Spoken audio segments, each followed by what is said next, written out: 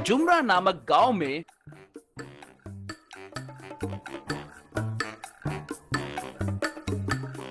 भिक्षु नामक एक मिस्त्री रहता था। वो आसपास के गांव के लोगों का घर बनाता रहता था। एक दिन उस गांव के प्रेसिडेंट से भिक्षु, प्रेसिडेंट जी, सरकारी घरों का काम खत्म हो गया, मुझे देने वाले पैसे दिए तो मैं मजदूरों को दे दूंगा। कमाल करते हो भाई, सरकार के पैसे आने के लिए कितना वक्त लगता है तुम्हें पता है ना? 1 हफ्ते के बाद देखो। देखिए, ये कहानियाँ आप किसी और से बोलिए, मुझसे नहीं। सरकार ठीक समय पर पैसे देती है, ये मुझे पता है। वैसे मैं एक नया घर बनाने की सोच रहा हूँ, मुझे मटेरियल खरीदना है। अगर आप पैसे किए तो क्या करना है मुझे अच्छे से पता है, सोच लीजिए। हे भिक्षु, तुम भी ना क्यों गुस्सा करते हो भाई? तुम्हारे बारे में मुझे पता है ना। अगर तुम चाहे तो सीएम भी बन सकते हो, सही ना? मजाक बहुत हुआ। अगर कल मेरे पैसे मुझे नहीं मिले तो आपको सिनेमा दिखाऊंगा, कहकर वहाँ से चला गया। प्रेसिडेंट अपने आदमी मोहन को बुलाकर, रे मोहन, ये हमें ही वार्निंग देकर जा रहा है। लगता है इसकी चर्बी बहुत चढ़ी है। उतना ही नहीं कि बनाए घरों में हमें हिस्सा नहीं देते हुए उल्टा हमें ही डरा रहा है। देखो, कल उसके पैसे दे दो, मगर उसे इस गांव में रेती के अलावा लोहा, सीमेंट ऐसे कुछ भी नहीं मिलना चाहिए। नया घर बना रहा है ना, वो कैसे बनाएगा मैं भी देखता हूँ। अगले दिन भिक्षु को मोहन पैसे दे दिया। अब भिक्षु किसी भी दुकान पे जाकर पूछने पर दुकान वाले उसे सीमेंट, आयरन ऐसा कुछ भी नहीं है कहकर बोलने लगे।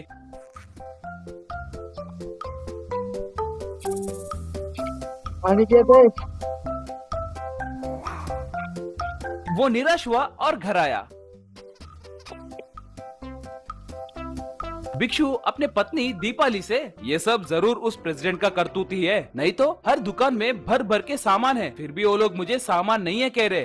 तो क्या हुआ जी, बगल वाले गांव से मंगवाएंगे ना, तब उसे सबक मिलेगा। मैंने वो भी कोशिश की है, बगल वाले गांव में रेट दुगना बोल रहे हैं। अगर वो खरीद कर घर बनाए तो हमारा काम तमाम हो जाएगा। कम से कम हम स्लैब तक नहीं बना सकते। तभी वहाँ पर भिक्षु का दोस्त राजेंद्र आया।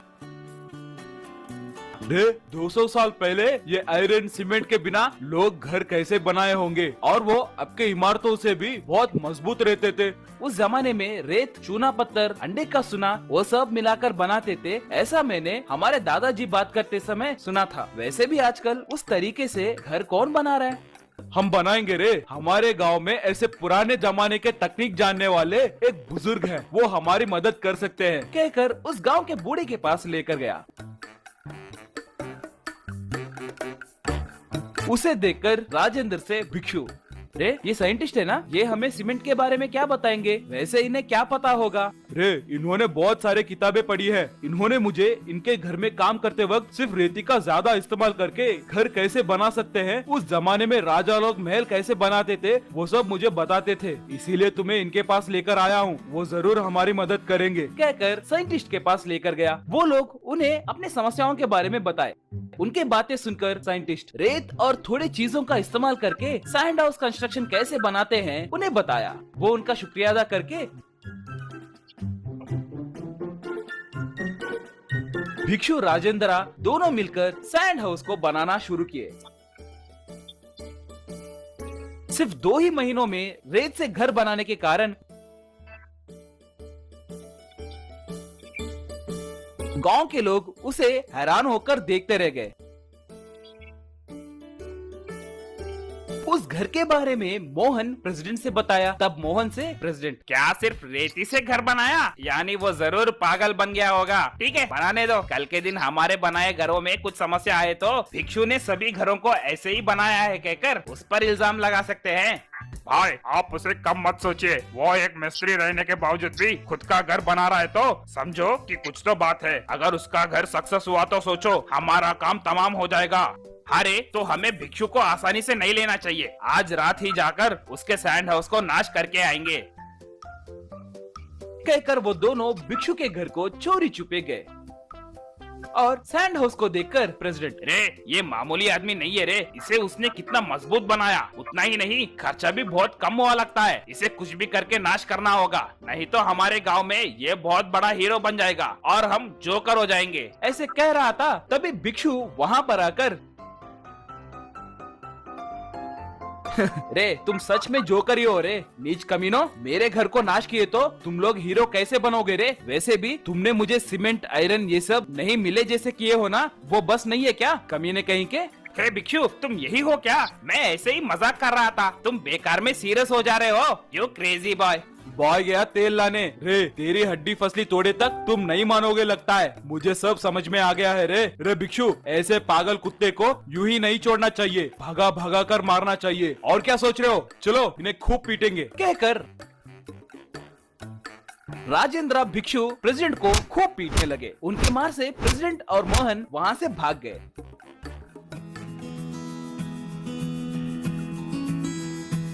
उसके बाद प्रेसिडेंट और मोहन सैंड हाउस के आसपास भी नहीं दिखे। उतना ही नहीं, वो सैंड हाउस आसपास के गांव में बहुत मशहूर हुआ। उनके जैसे घर बनाने के लिए लोग भिक्षु को पूछने लगे।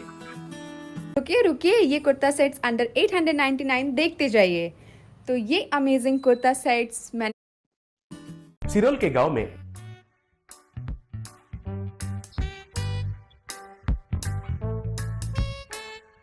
भरद्वाज कहकर एक वैज्ञानिक रहता था। वो हमेशा भूमिगत में मिले चीजों को और समुद्र के अंदर खजानों के ऊपर प्रयोग करता रहता था। भरद्वाज को बलवीर कहकर एक व्यापारी कुछ सालों से उनके प्रयोग के ऊपर निवेश कर रहा था। एक दिन भरद्वाज के पास बलवीर आकर, क्यों वैज्ञानिक साहब, किधर तक आया है हमारा प्रयोग? कुछ सालों से मुझसे आपको इनकमिंग मिल रहा है, लेकिन आप... बलवीर जी, वही काम पर लगा हुआ हूँ और 2 दिन का इंतजार कीजिए। आप खुद नहीं सोचेंगे ऐसा आपका ऋण को वापस करता हूँ। अरे ये बात को तो तुम कुछ सालों से कह रहे हो, मुझे तो कुछ समझ में नहीं आ रहा है। मुझे एक डाउट है, तुम सारे साइंटिस्ट लोग ऐसे ही हो क्या? देखिए सर, आप इतना सालों से मेरा साथ ट्रैवल किए हैं, लेकिन मेरे ऊपर आपको विश्वास नहीं है ना। 2 दिनों में आपको समुद्र से अंडर वाटर मनी वेल से कुछ करोड़ों रुपए निकाल कर देता हूँ। क्यों भाई साइंटिस्ट, मैं तुमको बड़ा कॉमेडी पीस जैसा दिख रहा हूँ क्या? समुद्र क्या है और उसमें अंडर वाटर मनी वेल क्या है? ठीक है, अगर तुम्हारा बात मान लिया तो अंडर वाटर में सोना मिलना चाहिए। ये रुपये कहाँ से मिलेंगे बताओ? समुद्र के गोले और मछलियाँ मिलकर रुपयों को प्रिंट करेंगे क्या? अरे वो डेढ़ दिमाग, वो ब्लैक मनी है। राजनेता और बड़े बिजनेसमैन बिना टैक्स भर के रखते हैं ना वो रुपए। एक माफिया गैंग के जरिए समुद्र में अंडर वाटर मनी वेल में छुपा कर रखे हैं। ऐसा है क्या? तो ये बात तुमको कैसे पता चला? पहले जो सरकार ने डिमोनेटाइजेशन किए थे, तब मैंने नया प्रिंट हुए नोट्स में कुछ माइक्रोचिप्स लगा कर रखा था। उसमें जरूर कुछ नोट इन ब्लैक मनी स्टोरेज में जाएगा कहकर मेरा डाउट था। आज मुझे एक नोट से इंफॉर्मेशन मिला है। कुछ माइक्रोचिप समुद्र के अंदर से सिग्नल्स भेजे थे, उनके बारे में मैं कह रहा हूँ। आज रात को वो अंडर वाटर मनी वेल कहाँ है कहकर एग्जैक्ट लोकेशन का मैपिंग करता हूँ। वाह वाह रे, वाह वाह रे, वाह वाह रे वैज्ञानिक भाई, वाह रे भाई, वाह रे, तुम अद्भुत वैज्ञानिक। फिर तुम तुरंत वो मैप को तैयार करो, हम उधर जाएंगे। बाय बाय, लव यू वैज्ञानिक, कहकर उधर से चला गया। इन दोनों के बातों को भीम कहकर एक चोरों का नायक चुपके से सुन लिया और उनके अनुगामियों के साथ, भीम सुनो साथियों, वो कुछ मैप के बारे में बात कर रहे हैं। अगर वो मैप को हम चुराया तो उस मनी वेल से उन पैसों को भी चुरा सकते हैं। भीम भाई, वो अंडर वाटर मनी वेल कह रहा है ना, ऊपर से वो ब्लैक मनी है और ऊपर से पूरा सेफ्टी भी रहता होगा। हमारे जान को बहुत खतरा हो सकता है। तुम मुंह बंद कर बे गधे, जितना भी सेफ्टी रहने दो, इस महान चोर भीम के आगे कुछ भी नहीं है। पहले हमारा तैरक क्रेजी बॉय को तैयार रहने के लिए कहो। सबसे पहले जाकर उस मनी वेल से हम मनी चुराएंगे। उस रात को भीम के अनुगामी साइंटिस्ट के पास उस मैप को चुरा कर लेके गए। ये बात जानकर भारद्वाज तुरंत बलवीर से कहा। वो सुनकर बलवीर, टेंशन नहीं लेने का साइंटिस्ट साहब, ये सब उस चोर भीम का काम ही है ना। मुझे मालूम है, मैं सुबह में उसको इधर देखा था। तो चलो, उससे पहले हमको जाकर रोकना होगा। देखो मिस्टर वैज्ञानिक, सारे जगह तुम्हारा दिमाग ही नहीं चलता है, हमारा भी चलता है। अब अगर हम उस अंडर वाटर मनी वेल के पास गए तो उधर क्या क्या खतरा हो सकता है हमें पता नहीं है ना। अगर वो चोरों का नायक गया तो वो सब खतरा का सामना करना पड़ेगा। पैसे निकालने के बाद उसे कुछ सुपारी देकर हमारा हिस्सा हम ले सकते हैं। अगर वो बाहर नहीं आया तो हम इस बार बहुत सिक्योरिटी मेजर्स लेकर जाएंगे, ठीक है? सर, आप भी आम आदमी नहीं हो, आपका भी दिमाग मामूली दिमाग नहीं है सर। भीम उनके अनुगामियों के साथ एक बोट में समुद्र में गया और डाइविंग सूट्स पहनकर समुद्र के अंदर कूदे। वे तैरते हुए अंडर वाटर मनीवेल के पास गए थे। भीम उस मनीवेल का लॉक को खोलकर बैग में रुपए भर के वापस तैरते हुए आकर उस बोट में चढ़े।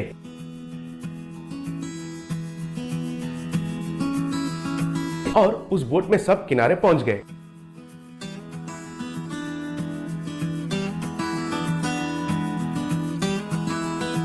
अब किनारे के ऊपर भरद्वाज, बलदेव और उनके पीछे कुछ लोगों को देखकर भीम और उनके अनुगामी हैरान हो गए थे। तब भीम बलदेव से, भीम द ग्रेट चोरों का चोर मिस्टर भीम, हमारे मदद करने के लिए आपको बहुत बहुत धन्यवाद। आज के लाए हुए रुपयों में आपका चाय और टिफिन का खर्चा उठाकर बाकी इधर छोड़कर वापस चले जाओ, और आपकी बच्चों के लिए लॉलीपॉप्स खरीदना मत भूलना।